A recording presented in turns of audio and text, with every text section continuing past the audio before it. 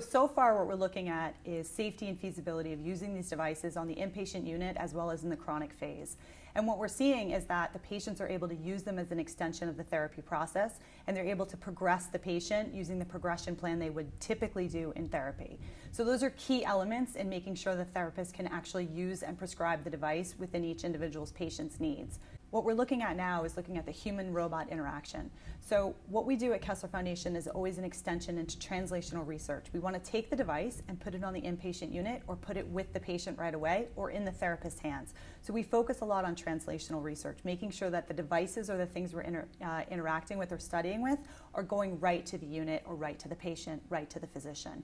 But what's important is here at the Center for Mobility and Rehabilitation Engineering, we have a tremendous gate lab with state-of-the-art technology so we can really start to understand the robot-human interaction. So what we start to look at is how the robot is affecting human movement, how it helps sequence the limbs, how it can strengthen the lower legs, how it can change muscle firing, how it can change loading patterns. So as you take each step, how can you load an impaired limb? How does it affect the recovery process mechanically?